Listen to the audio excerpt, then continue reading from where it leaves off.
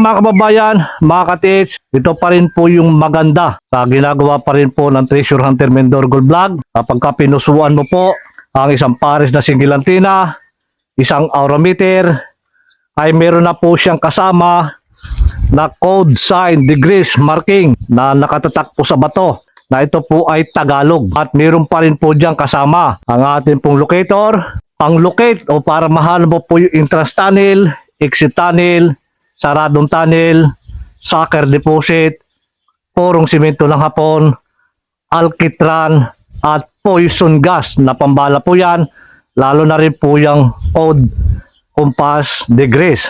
So bukod pa po ito mga kababayan, mga ka-TH, o anumang klaseng sign yan, maging sulat man ng mga hapon yan, nandito po yan, Tagalog po yan.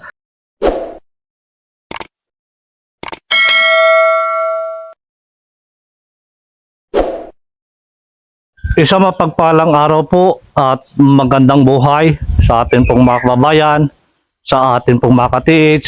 At muli pa rin po, ito yung pinusuan po ng ating ka-TH mula po sa probinsya ng Davao Oriental, isang pares na long range locator, single antenna. Siya po ay bala-bala. Kung ano pa rin po yung ating babala, yun po yung ilulocate ng ating pong pares na single antenna. So mga kababayan, mga ka-TH, ito pa rin po yung maganda sa ginagawa pa rin po ng Treasure Hunter Mindoro Gold Vlog. Kapag ka pinusuan mo po ang isang pares na single antenna, isang aurameter, ay meron na po siyang kasama na code sign degrees marking. Ito po ay yung mga sign na nakatatak po sa bato na ito po ay Tagalog. Mga kababayan, hindi po tayo mahirapan dito dahil mayroon po tayong code degrees o yun pong code sign marking sign. Ito po mga ka-TH, mga kababayan, at mayroon pa rin po diyang kasama ang ating pong locator na pang-locate o para mahanap mo po yung entrance tunnel, exit tunnel, saradong tunnel, sucker deposit, porong simento ng hapon, alkitran, at poison gas na pambala po yan, lalo na rin po yung code compass degrees. So bukod pa po ito mga kababayan, mga ka-TH, ito po yung marking sign Tagalog. Tagalog po ito. Makikita po natin dito yung mga sign o anumang klaseng sign yan, maging sulat man ng mga hapon yan, nandito po yan, Tagalog po yan. Yung pa rin mga ka-TH, mga kababayan, ito po yung kagandahan na ibinibigay o bilang promo para sa atin pong mga kabayan, bilang tulong. At ito po yan. Yan, isang pares sa single antenna, isang aurameter, at kasama po ito, mga tsaka mga bala. So muli po mga kababayan, mga ka-TH, sa pagbabahagi pa rin po natin ng kaalaman, kapag ginamit mo po ang 2 pirasong single antenna, isa lamang po yung babalahan, at nakadepende po yan sa iyo kung ano po yung ibabala. So ito po ang ating 24 carats gold ring na siya kung gagamitin bala sa ating pong locator, at kahit yung uri na gold po na ating ilulocate ay mababa, 18 carats, so pasok po yan sa gold po natin pambala dahil content din po ito ng gold, o mapababa man po yung ating bala, mataas man yung ating nilulocate, pares lang po yan. So mga babayan, mga ka-TH, ito pa rin, ito po yung kagandahan kapag ka 2 pirasong single antenna, unlimited na gamitin po siya lahat, kaya po niyan dalhin.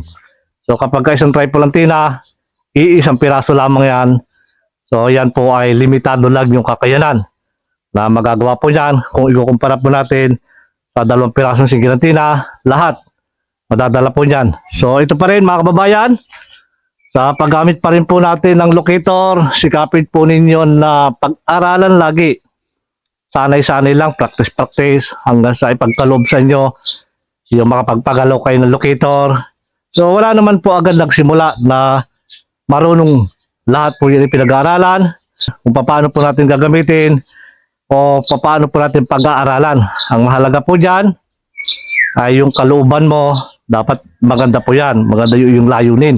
yung hangarin. So ito pa rin mga kababayan, tulad pa rin po ng aking mga binabahagi kung paano po hinahawakan, itinataas. Ito po ang ating singgilatina, ganun nyo lang po ako tularin, wala nang mawawala kung yan po ay inyong susundin.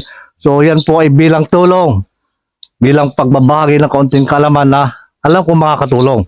Kung ano yung pamamaraan sa pagtaas ng locator, kung paano po yan ginagamit. Ito pa rin, mga katis, mga kababayan.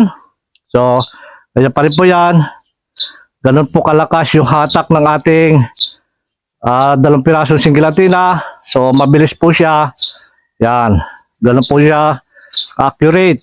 So, yun po yung kagandahan mga kababayan kapag kahit tinaas mo po ang 2 pirasong singgilatina, kailangan mo siyang pakiramdaman. Pag itinaas mo, pondo.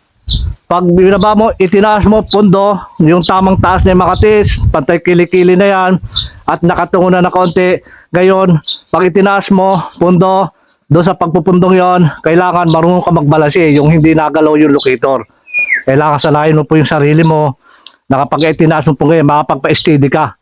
Hindi po yung pag itinaas mo, biglang kakaliwa, biglang kakanan, wala po sa direksyon yon. So mga kababayan, pag itinaas natin, ang locator, ganyan, hihintayin na po natin yung paggalaw o paghila ng aura ng gold at doon na po yan pupunta sa aura ng gold, hinihila po yan, susundan natin. Katulad dito mga katis, ganyan, susundan po yan.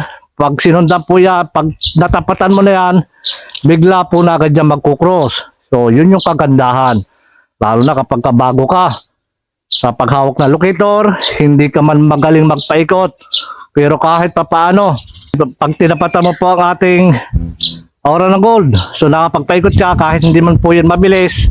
So mahalaga po dyan, alam mo na nasa tamang tinatapatan mo na yung aura ng gold. Pero para makasigurado ka, ang gawin mo dyan mga kababayan, hindi ka man magaling magpaikot dahil hindi pa pinagkakalob sa iyo, tapatan mo. Pag tumapat ka dyan, so alam mo, dahil yung bala mo gold, aura ng gold yung kanya nilulukit, so tapatan mo siya. Pag tinapatan mo, nag-cross, so lakad-lakad yan ganyan mga katis, ganyan-ganyan ka lang, laro-laruin mo lang yan. O, so hanggang dyan, malalaman mo kung gaano kalawak yung detection ng aura ng gold. Para mas makasigurado ka kung gaano talaga kalawak, gamitan mo po ng aura meter. Diyan sinusukat po yung lapad ng detection. At kapag sinukat mo yung lapad ng detection, isunod mo na yung pag-estimate ng lalim sa pamamagitan po ng manual na pamamaraan na locator at sa paggamit pa rin po ng magnetic wire. Dahil kapag manual, times 2, kapag magnetic wire, hindi na po tayo magta-times dyan. So mga kababayan, mga katis, muli pa rin, ito ay malaking tulong para sa inyo, sa lahat po ng ating mga kababayan.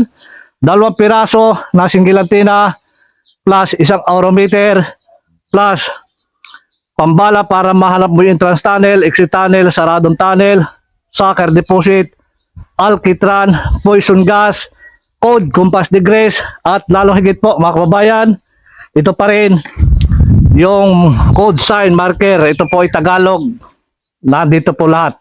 Tagalog ito, lahat ng mga sign na nasa bato o nakatatakman yan. Ito yung napakaganda. Hindi ka naliligaw, kompleto na tayo sa mga pambala at sa mga sign o code sign degrees. So mga kababayan, mga katis, muli po, maraming salamat. Shout out po sa inyo lahat. Pagpalain po tayo ng maraming biyaya at higit po ang isang magandang kalusugan. Maraming salamat mga katis.